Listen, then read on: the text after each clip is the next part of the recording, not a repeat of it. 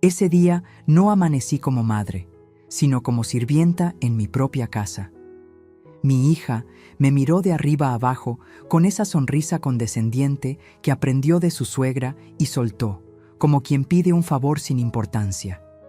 Mamá, ya que hoy te quedas en casa, ¿podrías encargarte de lavar nuestras cosas? Lo dijo mientras se arreglaba el cabello, antes de salir con la otra mujer rumbo al salón de belleza. Yo me quedé de pie, con el balde en las manos, viendo cómo cerraban la puerta detrás de ellas. Sentí que mi corazón se encogía, porque no era la primera vez que me trataban como un estorbo. Pero esa mañana, algo dentro de mí se quebró. Mientras recogía las sábanas, con ese nudo en la garganta que solo conoce quien se sabe usada, algo extraño se deslizó al suelo. Era un teléfono escondido entre la ropa. Mi instinto me gritó que lo dejara ahí, que no era asunto mío. Pero la curiosidad fue más fuerte. Lo abrí. Y lo que descubrí en esa pantalla no solo me hizo temblar, me cambió la vida para siempre.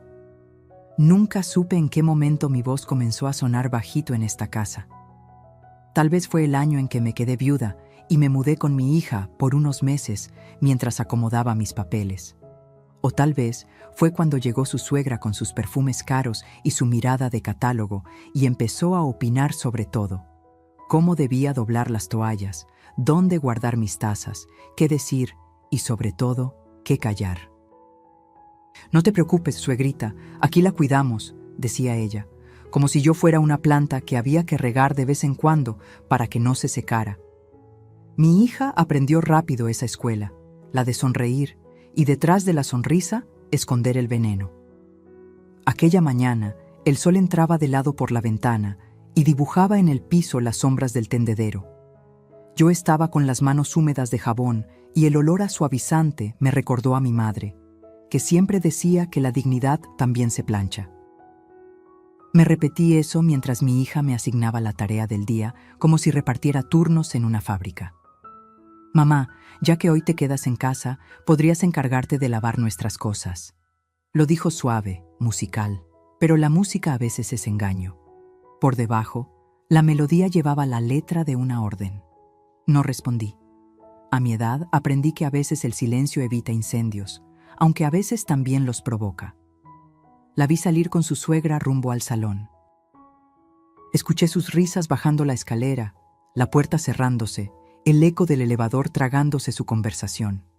Me quedé en la cocina, con las tazas alineadas, preguntándome cuándo fue la última vez que ellas me preguntaron cómo me sentía o si necesitaba algo. Yo, que cuando mi hija era chica, vendía gelatinas afuera de la escuela para poder comprarle unos zapatos que no le lastimaran los pies. Yo, que contaba monedas para el gas y me inventaba recetas para que el frijol pareciera fiesta. ¿En qué momento me convertí en la que lava, la que cocina, la que estorba? Me puse a trabajar.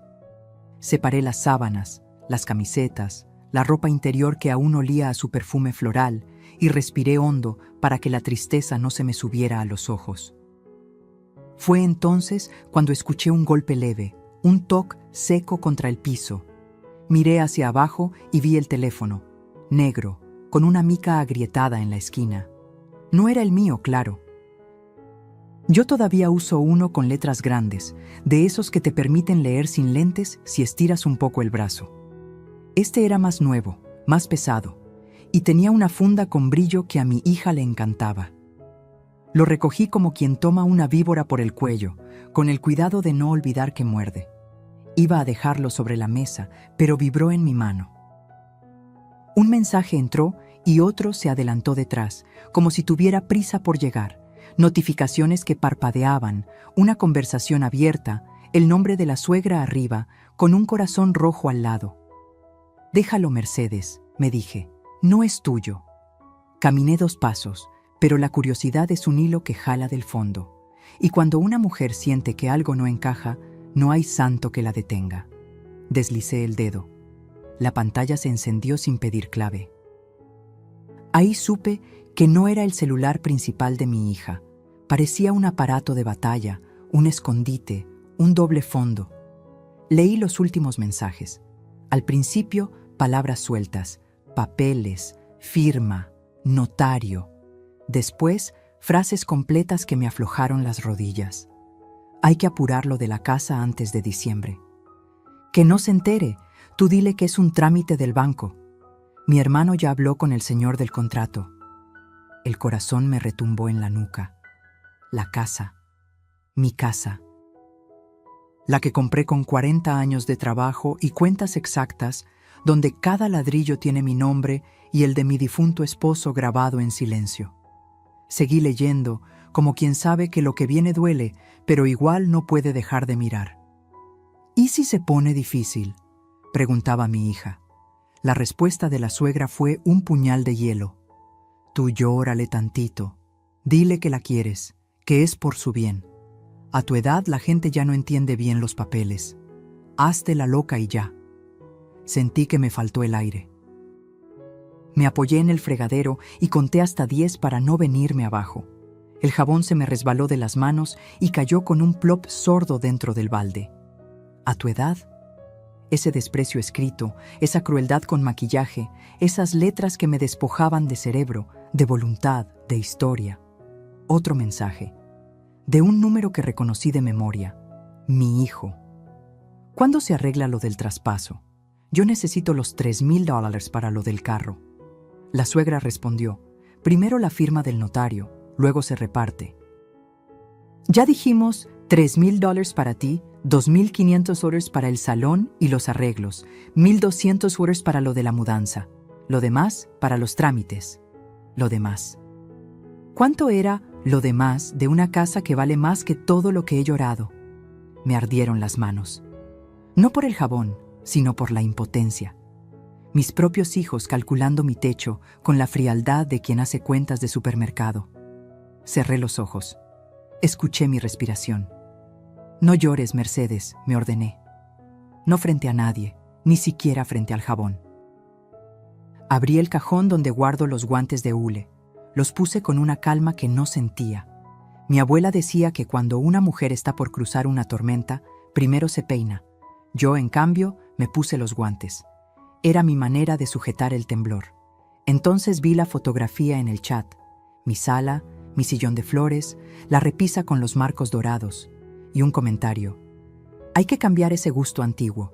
Cuando sea nuestra, tiramos todo. Nuestra. La palabra me chocó como puerta en la cara.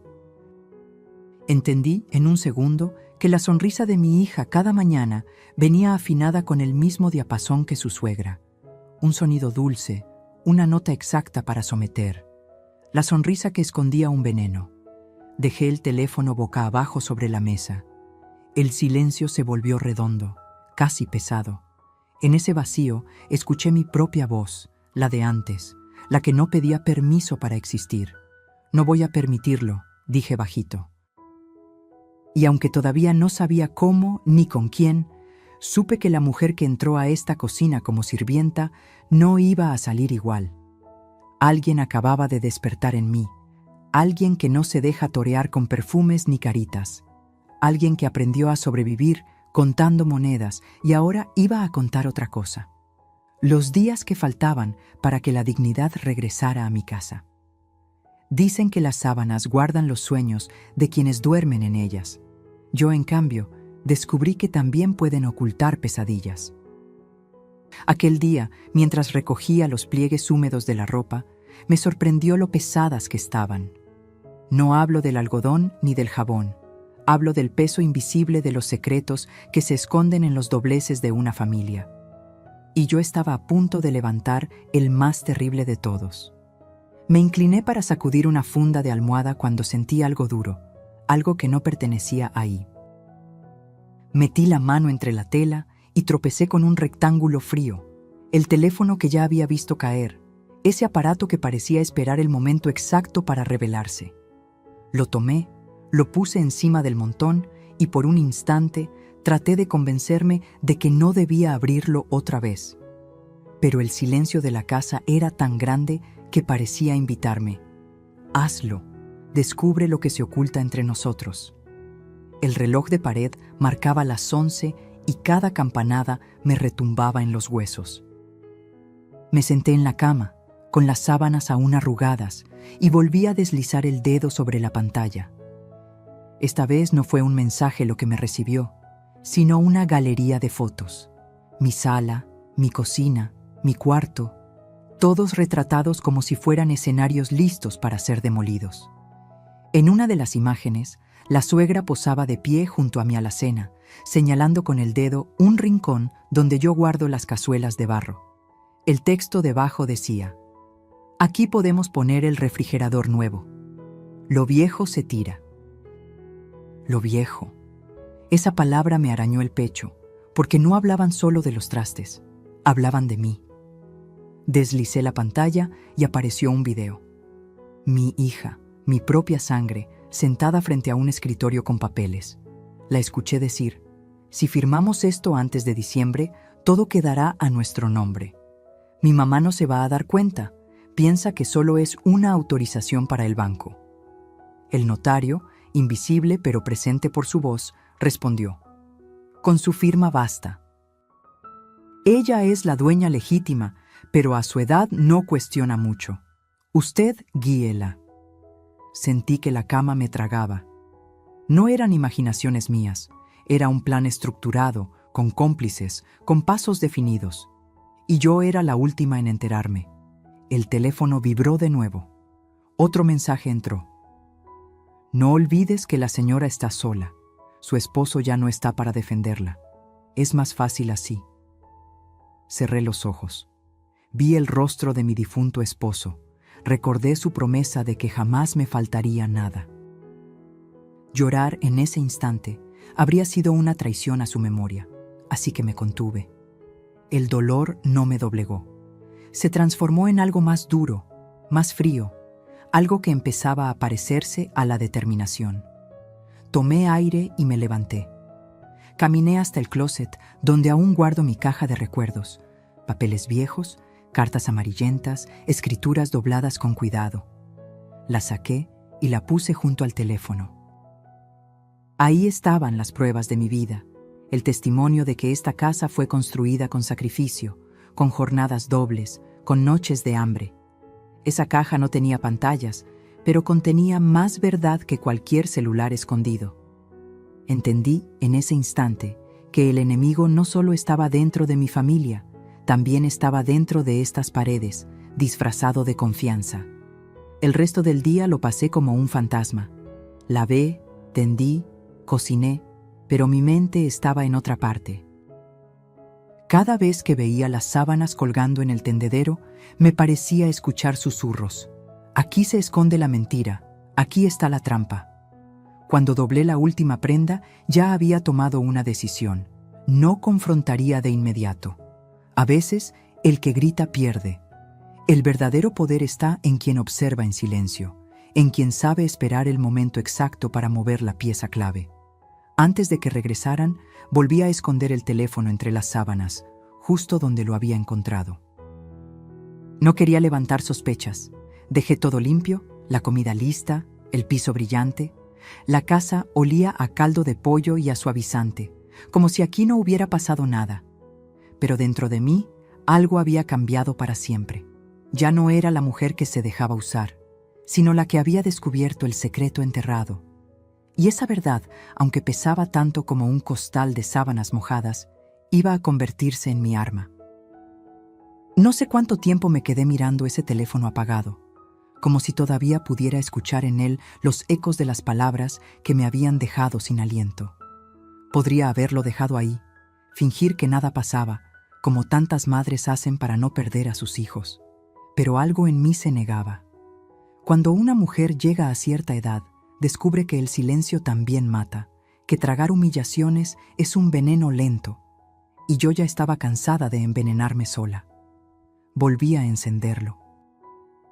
Esta vez, abrí las conversaciones completas. Lo primero que leí fue un diálogo entre mi hija y la suegra, escrito apenas la noche anterior. «Mañana le dices que lave, que se entretenga con algo, así no sospecha». «Claro, mamá, ella nunca pregunta. Mientras tenga comida y ropa, cree que todo está bien». Sentí un nudo en el estómago. ¿De verdad me veían así? como una criada satisfecha con un plato de sopa y una silla en la esquina? Cerré los ojos un instante, tratando de recordar la última vez que mi hija me abrazó con amor genuino. No pude. El recuerdo más cercano era un beso apurado en la frente, más frío que los $20 que me dejaba sobre la mesa cuando se acordaba de mis gastos. Seguí leyendo, y cada mensaje era un cuchillo. No olvides sacar las joyas del cofre. Dile que las prestaste para una boda. Sí, mañana lo hago. Total, ya ni se acuerda de lo que tiene. Mis joyas. Las que heredé de mi madre, las mismas que guardaba envueltas en un pañuelo bordado, con olor a naftalina y recuerdos. No eran solo piedras y metales, eran la historia de mi linaje, el único lujo que había sobrevivido a los años de trabajo y pobreza. Sentí que el suelo se me iba. Una cosa es que te usen, otra muy distinta es que te borren, pieza por pieza, como si no hubieras existido nunca. Y entonces apareció su nombre, el de mi hijo. Ese hijo que, pensé, aún podía salvarme con un poco de lealtad. La pantalla me mostró su mensaje con claridad cruel. ¿Ya consiguieron que firme? Yo necesito el dinero pronto. El carro no puede esperar. La respuesta de la suegra fue inmediata. Paciencia, mijo, todo a su tiempo. La vieja no sospecha nada. La vieja. No mamá, no señora, no doña Mercedes, solo la vieja. Tragué saliva, porque la palabra se me atoró como piedra en la garganta.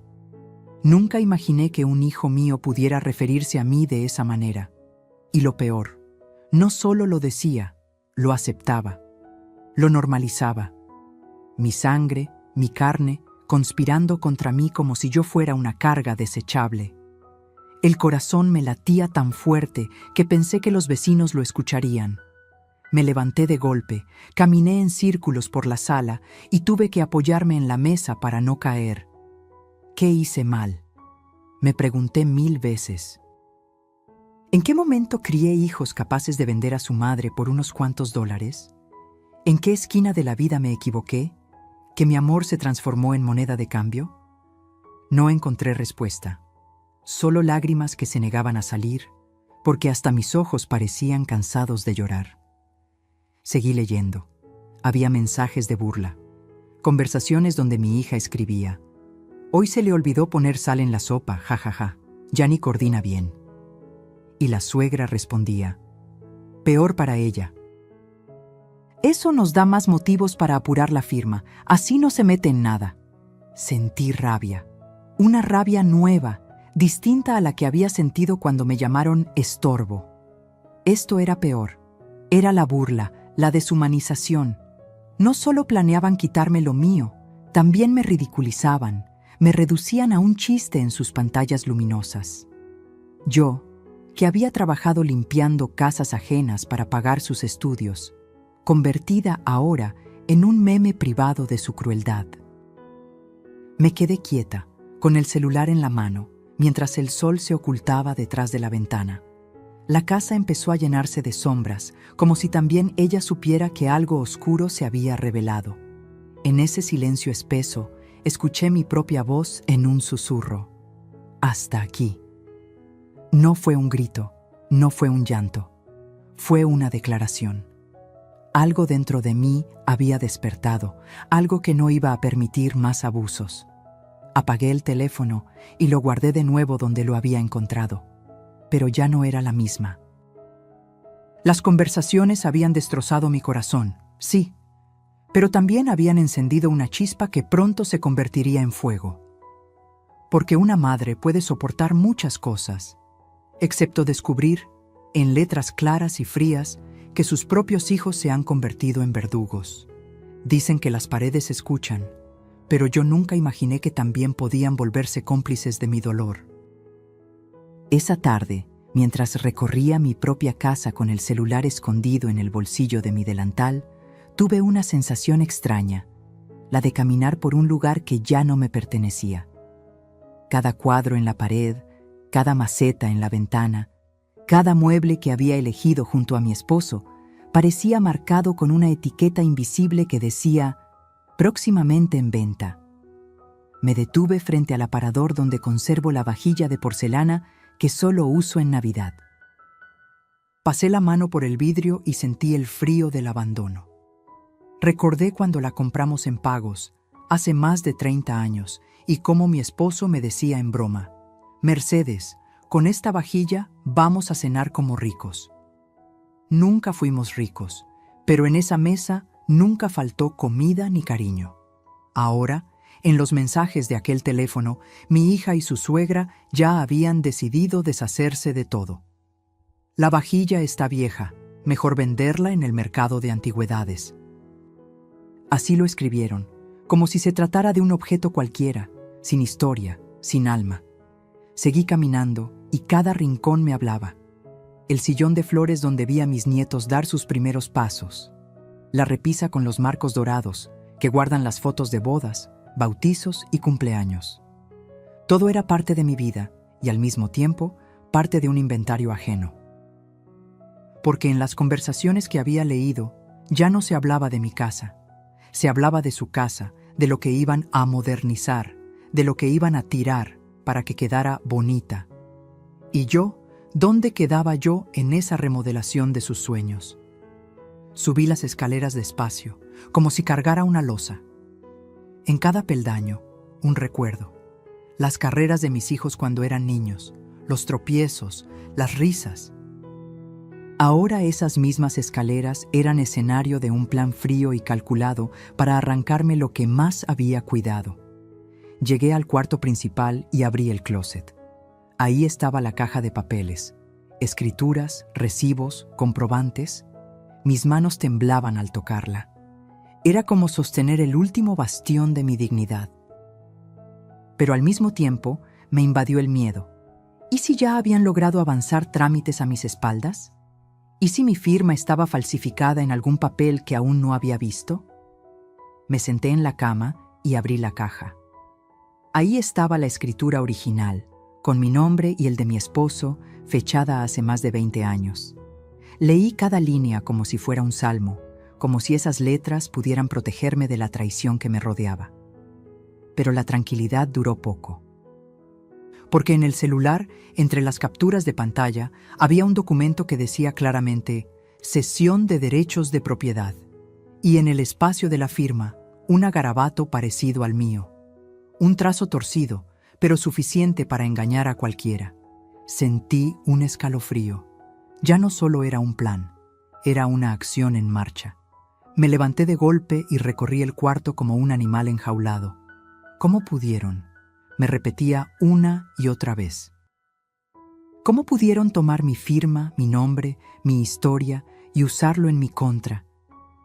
Las lágrimas esta vez no se contuvieron. Lloré en silencio, abrazando la escritura original contra mi pecho, como quien abraza un hijo perdido. La casa olía a mi perfume de lavanda, a la madera vieja de los muebles, a los recuerdos que no caben en dólares ni en escrituras falsas. Pero al mismo tiempo olía a traición. Me miré en el espejo del armario. El reflejo me devolvió una mujer con los ojos hinchados, el cabello canoso desordenado y la respiración entrecortada. Por un momento me sentí derrotada, como si ya no tuviera fuerzas para pelear. Pero entonces recordé las palabras de mi madre. Una casa es más que paredes. Es el lugar donde decides si eres dueña de ti misma o esclava de los demás. Y esa frase encendió algo en mí. Sí, podían intentar robarme las paredes, los muebles, los papeles. Pero lo que no podían quitarme era la voluntad de luchar. Guardé la escritura en una bolsa de tela y la escondí en un sitio secreto que solo yo conocía. El teléfono volvió a su escondite entre las sábanas. Cuando terminé, me quedé de pie en medio de la habitación, respirando hondo. Afuera, los pájaros cantaban como si nada, pero yo ya no era la misma. Porque ese día, mientras caminaba por mi propia casa con el corazón roto, entendí que si no hacía algo pronto, terminaría siendo una invitada en el hogar que yo misma construí. Y con esa certeza amarga, supe que había llegado el momento de planear en silencio. Creí que ya lo había visto todo. Pensé que los mensajes crueles de mi hija y su suegra eran la estocada más profunda que una madre podía recibir. Pero esa tarde, cuando volví a encender el teléfono y seguí leyendo, descubrí algo que me partió en 1000 pedazos. Mi hijo también estaba metido en la traición. Al principio, pensé que eran mensajes sueltos, un malentendido. Quise convencerme de que él no sabía la magnitud de lo que estaban planeando, que tal vez solo estaba confundido, pero la realidad me cayó encima con la frialdad de un balde de agua helada. Vi su número una y otra vez, con palabras que no admitían duda. ¿Ya consiguieron que firme? Yo necesito esos $3,000 pronto. El carro no puede esperar. Y la respuesta de la suegra, implacable. Sí, mijo, tranquila, tu parte está segura. Apenas tengamos la firma, lo tuyo se liquida. Leí y releí esa conversación. El mijo de la suegra, no de mí. Ella, la otra, era quien lo llamaba con cariño, mientras a mí me convertían en la vieja que estorba. Sentí una punzada en el pecho que me obligó a sentarme, porque ahí estaba la prueba, escrita en letras negras sobre blanco brillante. Mi hijo no solo sabía, también estaba contando los dólares que saldrían de la venta de mi propia casa. Me quedé mirando la pantalla hasta que las lágrimas nublaron mis ojos. Recordé cuando él era pequeño y se enfermaba de gripa. Yo corría por las noches, aunque trabajara 2 turnos, para traerle jarabes y cobijarlo con el único suéter grueso que teníamos. Recordé cómo se colgaba de mi falda cuando tenía miedo y me decía: «Mamá, contigo nada malo me pasa». Y ahora, ese mismo niño, convertido en hombre, me vendía al mejor postor. Por $3,000, ni más ni menos. Mi amor reducido a una cifra que cabía en una pantalla. El dolor se mezcló con la rabia. Me levanté y caminé por la sala, apretando los puños. ¿De qué sirvieron las madrugadas sin dormir? Los sacrificios, los zapatos gastados, los cumpleaños sin pastel porque el dinero no alcanzaba. Todo lo había hecho para que ellos tuvieran un futuro mejor. Y ahora ese futuro lo construían a costa de destruirme a mí. El teléfono vibró otra vez. Un nuevo mensaje, esta vez de mi hija. No olviden que tenemos que hacer esto rápido. Mamá se deprime fácil y si sospecha puede arruinar todo. Y la respuesta de mi hijo fue el clavo en mi ataúd. Que firme ya. Ella siempre hace caso. Está acostumbrada a obedecer. Obedecer. Esa palabra me ardió como fuego en la piel. ¿Así me veían? ¿Como una mujer sin voz, un robot de cocina que acata órdenes sin rechistar? Sentí que me faltaba el aire. Caminé hasta la ventana y miré la calle. Los vecinos pasaban como si nada. Los niños jugaban con sus bicicletas. El panadero anunciaba su mercancía. Y yo, tras esos vidrios, estaba viviendo un derrumbe que nadie podía imaginar. Me derrumbé en la silla del comedor. No lloré, no grité. Solo me quedé ahí, con el celular en la mano, escuchando el eco de esas conversaciones que me habían arrancado hasta la última esperanza. Porque una cosa es que la vida te golpee, otra que los amigos te traicionen, pero que tus propios hijos te usen, te desprecien y se repartan lo tuyo como buitres. Eso no tiene nombre. Eso es el golpe más bajo que puede recibir una madre. Pero en medio de esa oscuridad, una chispa se encendió. Quizá porque toqué fondo, quizá porque ya no quedaba más que perder. Me miré en el reflejo del vidrio y vi a una mujer rota, sí, pero también a alguien que empezaba a despertar. Esa traición me arrancó las lágrimas, pero también me regaló una certeza. Ya no había vuelta atrás. Si ellos eran capaces de vender mi casa, yo era capaz de defenderla. Ese día lo entendí. No había peor dolor que descubrir que tu propia sangre conspira en tu contra. Pero también entendí que, a veces, la traición más amarga es la que te da la fuerza más grande.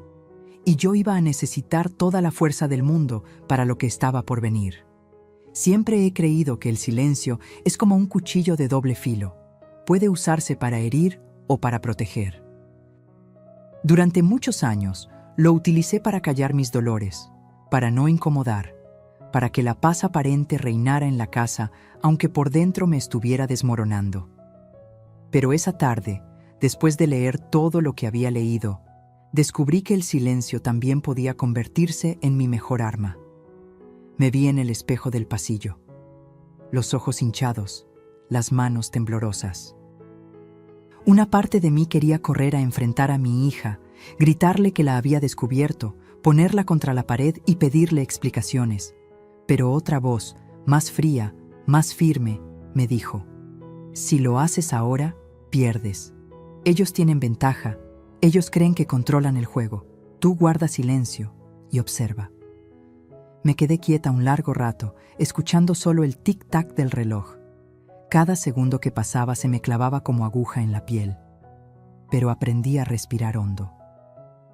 Cerré los ojos y recordé cuando era niña y mi padre me enseñaba a jugar ajedrez. Él siempre decía: el que se desespera, pierde. La reina parece frágil, pero es la pieza más poderosa si sabe esperar.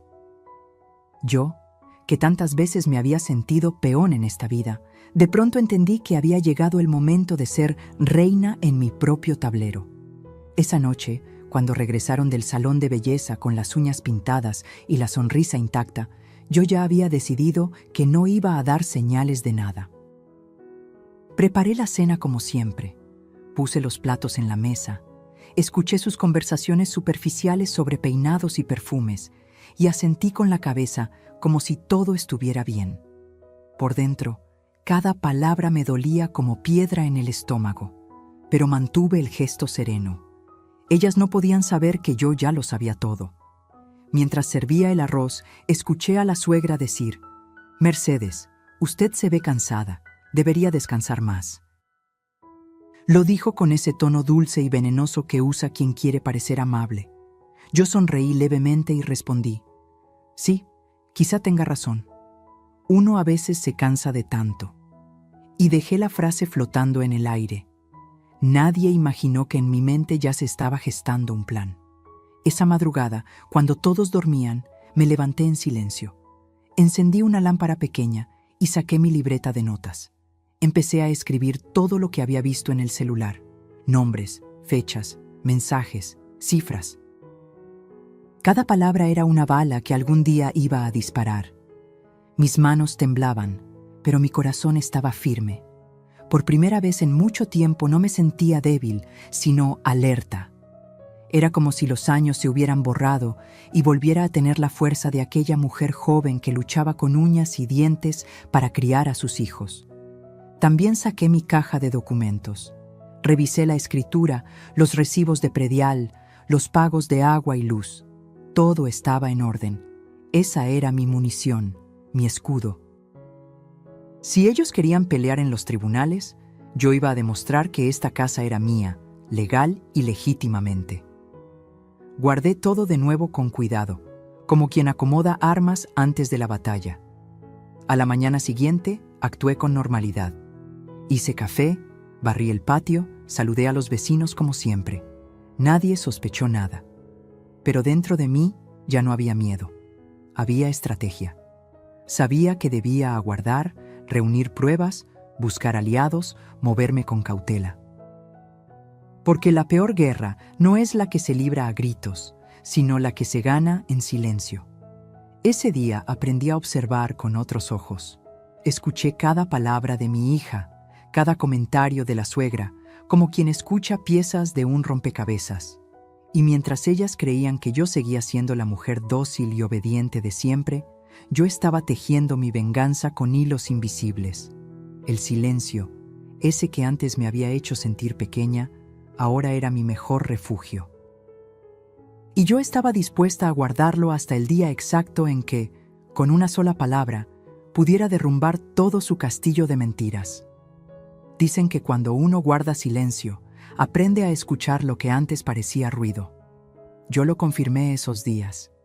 Mientras fingía normalidad dentro de la casa, afuera empecé a notar señales que hasta entonces me habían pasado desapercibidas. Porque las paredes pueden callar, pero los vecinos, ellos siempre escuchan. Una mañana, mientras barría la banqueta con la escoba de palma, se acercó doña Cata, la vecina de toda la vida. Esa mujer de ojos vivaces, que nunca se pierde detalle, se detuvo frente a mí y dijo en voz baja: «Mercedes, ¿usted está bien? Últimamente he visto entrar a gente rara a su casa. Traen portafolios y papeles. Yo pensé que eran del banco, pero me dio mala espina». Sentí un escalofrío. Así que no eran imaginaciones mías. De verdad había movimientos extraños. Le respondí con una sonrisa apagada: «Estoy bien, doña Cata. Ya sabe, cosas de familia». Ella me miró como quien sabe que no le dices toda la verdad, pero no insistió. Solo me puso la mano en el hombro y agregó: «Nomás no se deje, comadre. A su edad, una merece descanso, no problemas». Sus palabras me acompañaron todo el día, y mientras cocinaba, comprendí que quizá no estaba tan sola como pensaba. A veces, los aliados llegan de donde menos lo esperas. Días después, otro aliado inesperado apareció. Don Ezequiel, el amigo de mi difunto esposo. Siempre ha sido reservado, un hombre de bigote grueso y sombrero de fieltro que suele pasar a saludar en las tardes. Esa vez, sin embargo, vino con el ceño fruncido. «Doña Mercedes, disculpe que me meta, pero hace poco me encontré con su hija y la señora... la suegra. Estaban preguntando por un notario que yo conozco. Me pareció raro, porque hablaban de escrituras». «¿Acaso piensa vender la casa?». El corazón me dio un vuelco. Tragué saliva antes de responder. «No, don Ezequiel, yo no pienso vender nada». Él asintió despacio, como confirmando lo que sospechaba. «Entonces tenga cuidado. Esa gente no anda con juegos, y si necesita testigos de que aquí entran y salen papeles, yo con gusto le digo al juez lo que vi». Sus palabras fueron un bálsamo y un arma al mismo tiempo. No solo confirmaban mis sospechas, también me daban la certeza de que ya tenía un respaldo. Esa misma noche, mientras todos dormían, volví a sacar mi libreta y anoté: Testigo 1, doña Cata, vecina. Testigo 2, don Ezequiel, amigo de la familia. Escribí con letra firme, como quien graba un juramento. Ya no era solo una mujer herida, empezaba a convertirme en estratega. Los días siguientes me dediqué a escuchar. Cada conversación de la suegra, cada llamada a escondidas de mi hija. Descubrí que planeaban reunirse con un supuesto comprador para mostrarle la casa. Hasta fijaron un precio: $85,000. Mi casa, reducida a una cifra fría, repartida en pláticas como si fuera mercancía. Y lo peor, ni siquiera era un precio justo, la iban a rematar por su codicia. Esa información me heló la sangre, pero también me dio fuerzas, porque entendí que el tiempo jugaba en mi contra.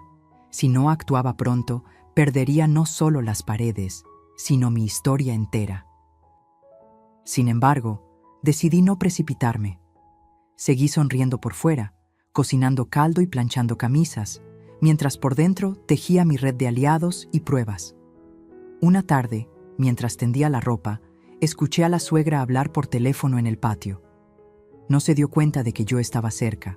Dijo con claridad: «Ya casi está todo. La señora ni cuenta se da. Pronto tendremos la firma y la sacamos de la casa sin que pueda alegar nada».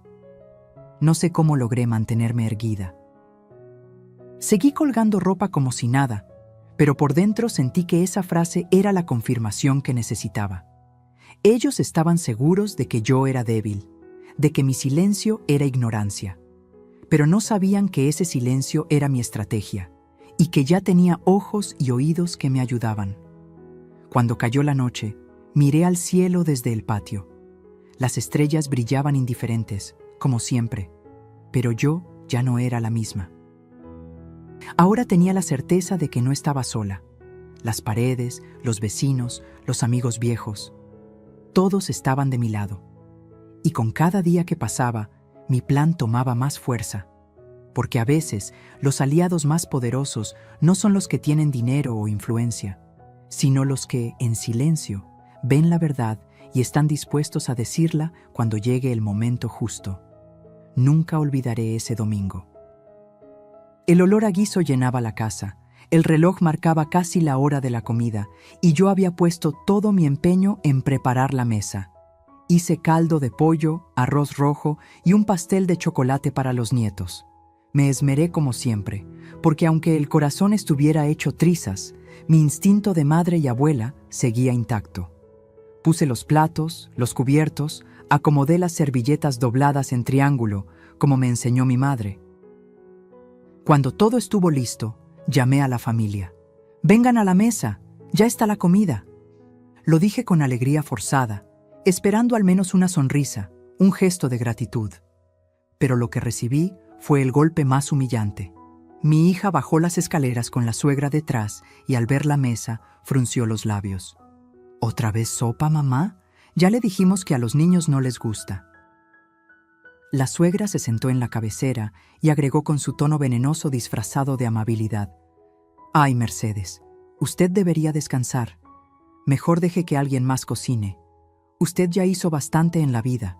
Ahora su lugar está en la cocina. Pero para cosas sencillas, no para estas complicaciones». Me quedé helada. ¿Mi lugar estaba en la cocina?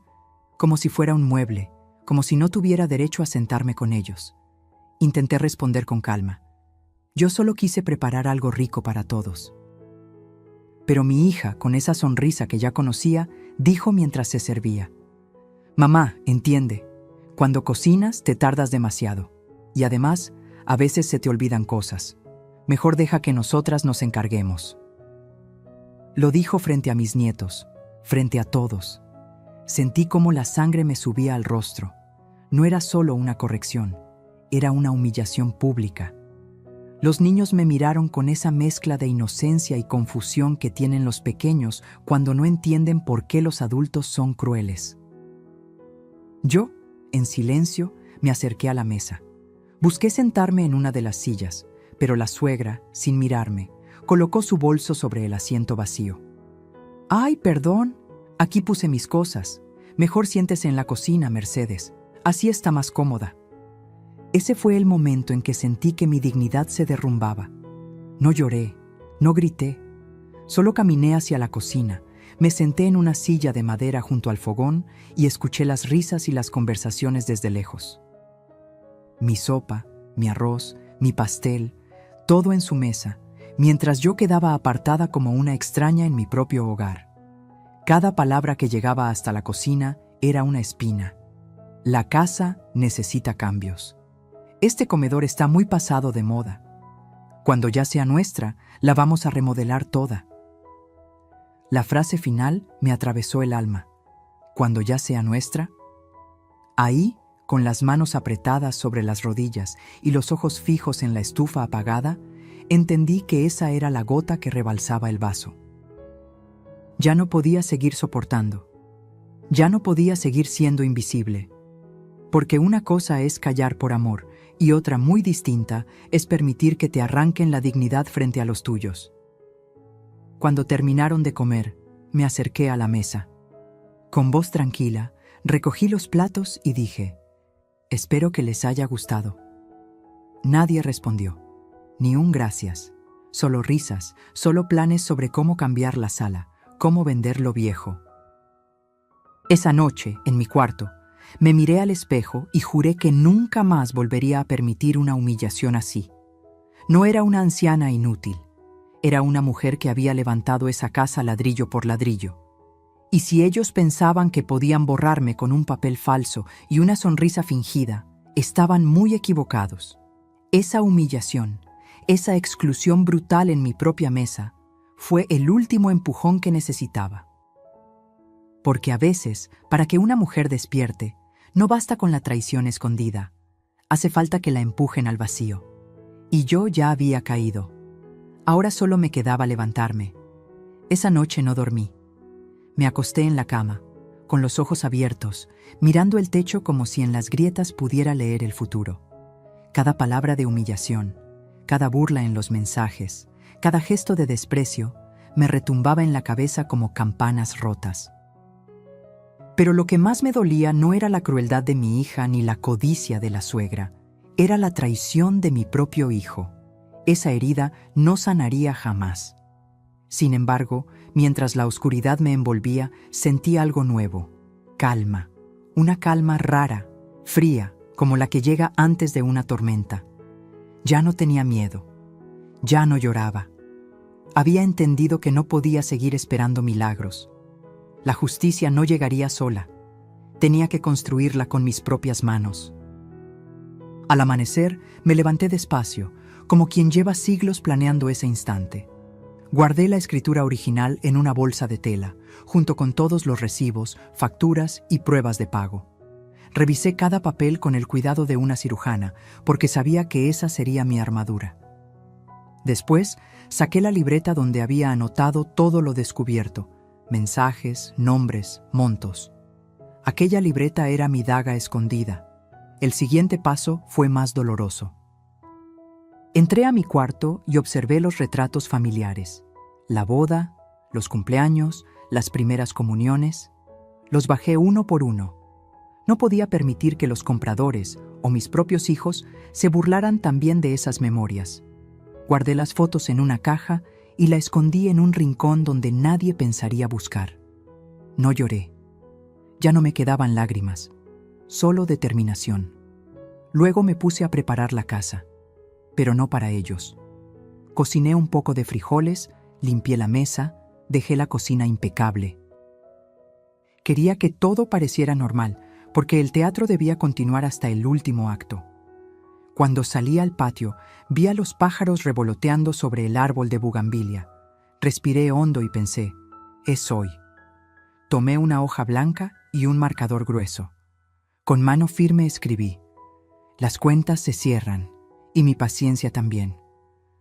Pegarlas en la puerta principal fue como firmar mi renuncia a la obediencia, a la sumisión, al silencio. Era mi grito escrito, mi advertencia final. Antes de salir, me aseguré de cerrar con llave todas las habitaciones importantes. Guardé los documentos en mi bolso, me puse un rebozo oscuro y caminé hasta la calle sin voltear atrás. El aire fresco de la mañana me acarició la cara y sentí que, después de tanto tiempo, podía respirar libre. Mientras avanzaba, mis pasos resonaban fuertes sobre el pavimento. No tenía un destino claro, pero sabía que debía alejarme antes de que ellos regresaran. Mi corazón latía rápido, no de miedo, sino de fuerza, porque cada metro que me alejaba de esa casa era un metro ganado para mi dignidad.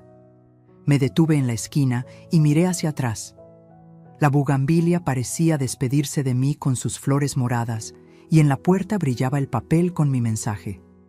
Imaginé el momento en que mi hija, la suegra y mi hijo llegarían juntos, cargados de bolsas, risas y planes, y se toparían con la casa vacía, con la nota pegada como un cuchillo en la madera. Sentí una sonrisa crecer en mi rostro, una sonrisa distinta, no de sumisión, sino de victoria silenciosa. Caminé hasta la parada del autobús. La gente subía y bajaba como cualquier día. Nadie sabía que esa mujer con rebozo, de cabello canoso y pasos firmes, acababa de iniciar su revolución personal.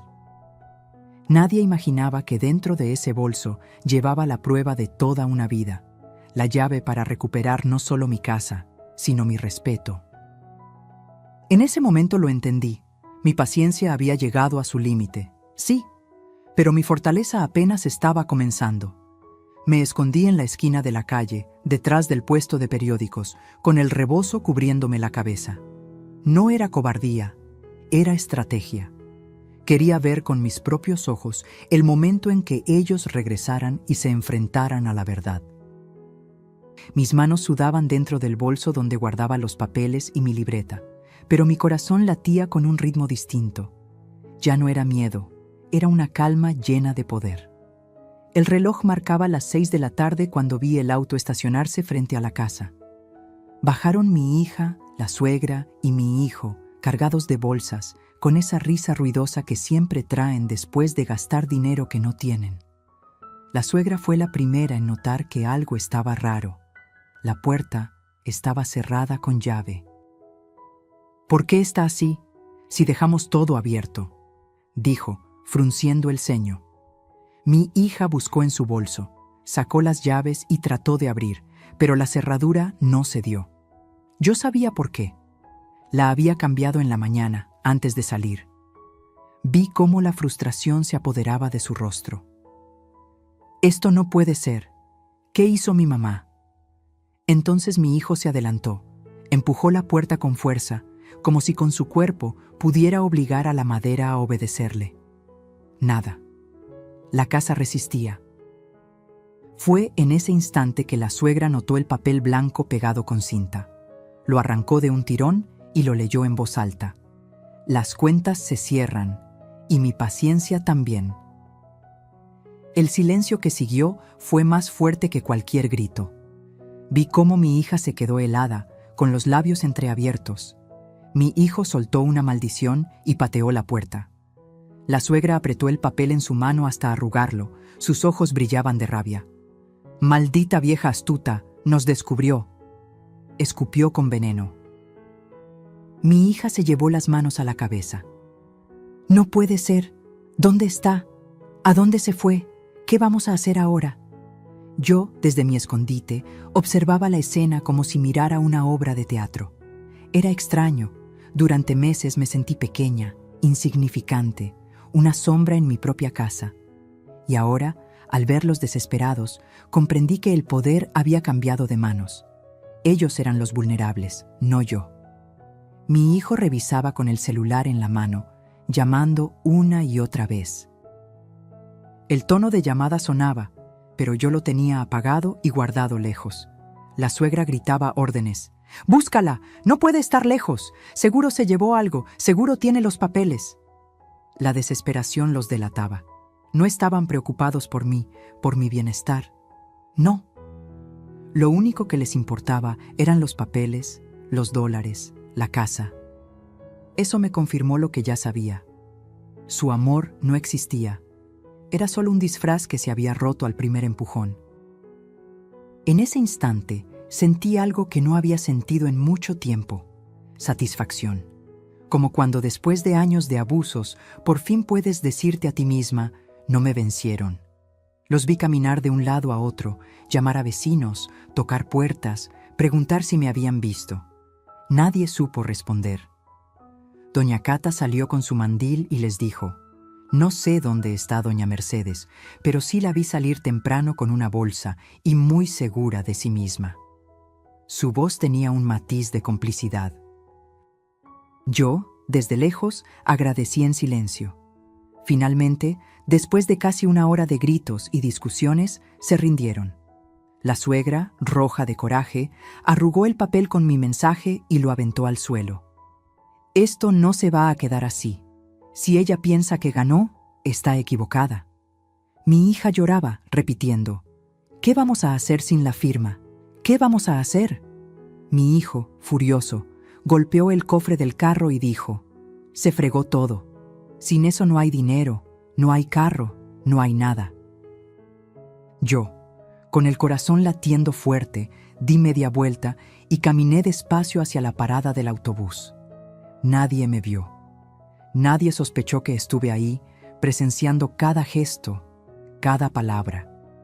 Ese día confirmé que a veces la mejor victoria no es gritar ni golpear, sino dejar que tus enemigos se derrumben solos frente a la evidencia de que ya no tienen el control. Y yo lo había recuperado todo: mi silencio, mi estrategia, mi dignidad. Siempre dicen que la justicia tarda, pero llega. Yo aprendí que, a veces, hay que ayudarla a encontrar el camino.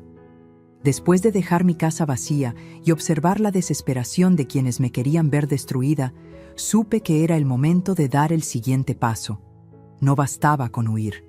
Había que cerrar la herida con un golpe certero. Fui directamente a la notaría, donde aún conservaban copia de mis escrituras. El notario, un hombre serio de cabello plateado, me reconoció de inmediato. «Doña Mercedes, qué sorpresa». «¿A qué debo su visita?». Saqué la bolsa con mis documentos y los coloqué sobre su escritorio. «Vengo a proteger lo que es mío. He descubierto que alguien está intentando falsificar mi firma y apropiarse de mi casa». El hombre arqueó las cejas, sorprendido. Revisó mis papeles uno por uno. Después sacó una carpeta y me mostró un documento reciente. Ahí estaba, un supuesto traspaso de derechos, con una firma que pretendía ser la mía. Esto lo trajeron hace poco, doña Mercedes. Pero se veía extraño. Nunca lo registramos como válido porque no cumplía con los requisitos completos. Yo sospechaba algo raro. Sentí un alivio recorrerme el cuerpo. La falsificación existía, pero aún no habían consumado el robo. Tenía tiempo y, sobre todo, tenía pruebas. Necesito que me ayude, licenciado.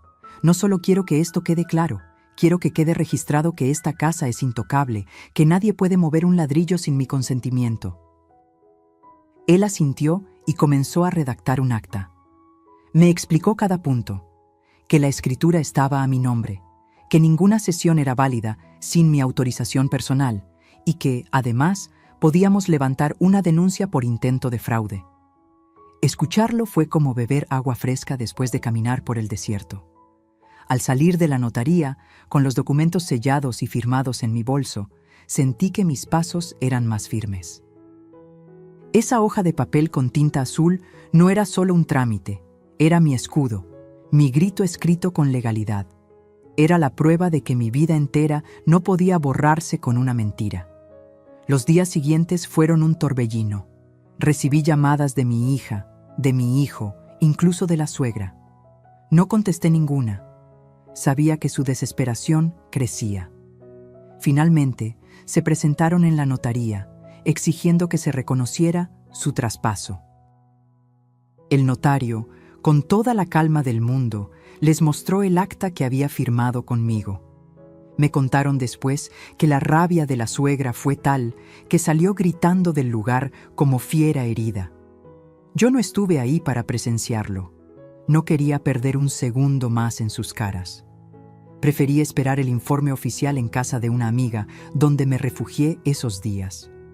Cuando por fin tuve la copia en mis manos, confirmé que ya no podían tocar nada. La casa estaba protegida, blindada contra cualquier intento.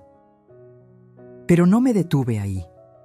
Con ayuda de un abogado recomendado por don Ezequiel, presenté una denuncia formal por intento de fraude. Adjunté capturas de pantalla de los mensajes que había leído en el celular, la libreta con mis anotaciones y el documento falso con la firma torcida. El abogado sonrió al ver la carpeta. Tiene todo, doña Mercedes. No solo vamos a defender su propiedad, también vamos a demostrar que la quisieron engañar. Esa noche dormí tranquila por primera vez en meses. No porque el peligro hubiera desaparecido del todo, sino porque ahora yo llevaba las riendas. Ellos pensaban que mi silencio era debilidad, pero nunca imaginaron que lo estaba usando para reunir pruebas y esperar el golpe exacto. Los días pasaron y la tensión creció. Mis hijos y la suegra empezaron a recibir citaciones. Yo, desde mi refugio, escuchaba cómo corrían de un lado a otro, tratando de justificar lo injustificable. Los mismos que me llamaban vieja inútil ahora temblaban frente a la ley. Cuando finalmente volví a mi casa, entré con la frente en alto. La bugambilia del patio seguía florecida, como si nada hubiera pasado. Coloqué la escritura en su lugar y me senté en la sala. Miré a mi alrededor y sentí una paz que hacía mucho no conocía. Esa casa, mi casa, seguía siendo mía. Y lo mejor, ellos lo sabían. Porque la justicia no siempre llega con sirenas ni con jueces de toga. A veces llega con un sello azul, con un acta firmada, con la certeza de que, aunque intenten borrarte, siempre tendrás la última palabra. Me siento en esta sala, con la luz del atardecer entrando por las cortinas, y pienso en todo lo que pasó.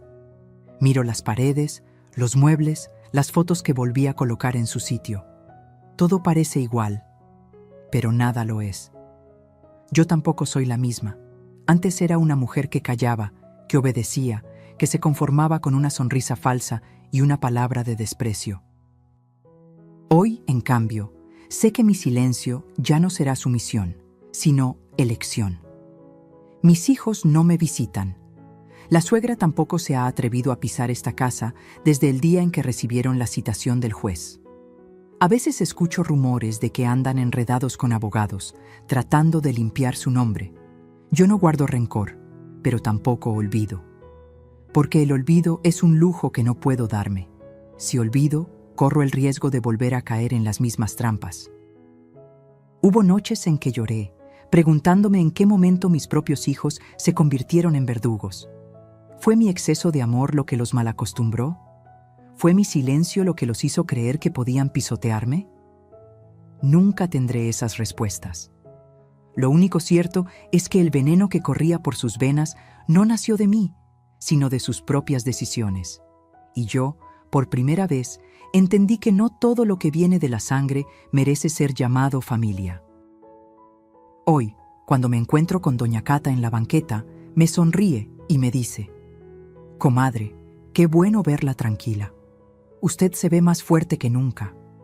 Y yo le respondo con una frase que ahora repito como mantra: «No hay fuerza más grande que la de una madre cuando deja de callar». Aprendí que la dignidad no se negocia, que ninguna casa, ningún dólar, ninguna herencia vale más que la paz interior de saber que uno se defendió a tiempo. Si yo hubiera seguido callando, hoy sería una extraña expulsada de su propio hogar. Pero tuve el valor de poner un límite, aunque doliera, aunque significara perder la ilusión de tener a mis hijos cerca. A veces pienso en ellos. Me duele saber que eligieron la codicia sobre el amor, que vendieron su lealtad por $3,000 y un carro viejo. Me duele, sí, pero también me libera, porque entendí que yo ya no puedo cargar con las decisiones ajenas. Cada quien escribe su historia, y la mía ya no la escribirán con mentiras ni con firmas falsificadas. Me gusta sentarme en el patio, bajo la bugambilia, con un café caliente entre las manos. Ahí reflexiono sobre lo que pasó y sobre la vida misma. Entendí que la justicia no siempre llega con castigos espectaculares. A veces, la verdadera justicia es ver cómo quienes te traicionaron se quedan con las manos vacías, con la vergüenza tatuada en el rostro. Yo no necesité gritar ni vengarme con violencia, solo necesité paciencia, pruebas y la firmeza de no rendirme. Quiero dejar algo claro por si alguien escucha esta historia. La sangre no siempre garantiza amor. Lo que realmente construye una familia son los actos, los cuidados, el respeto mutuo. Una madre puede dar todo, pero cuando descubre que ese todo la está matando en vida, tiene el derecho y la obligación consigo misma de decir basta. Mis hijos aprenderán su lección, tarde o temprano. Tal vez con la ley encima, tal vez con el peso de su propia conciencia. Porque la vida siempre cobra, y no hay deuda más cara que la traición a una madre. Yo no necesito castigarlos. El castigo ya lo llevan dentro. Saben que me perdieron, que su codicia les arrebató lo más valioso que tenían. Yo, en cambio, gané algo que no tiene precio. Recuperé mi voz, y mientras me quede un aliento de vida, esa voz no volverá a callar. Porque una madre que se levanta después de ser traicionada ya no es una víctima, es una guerrera. Y yo, Mercedes, a mis más de 60 años, finalmente aprendí a hacerlo.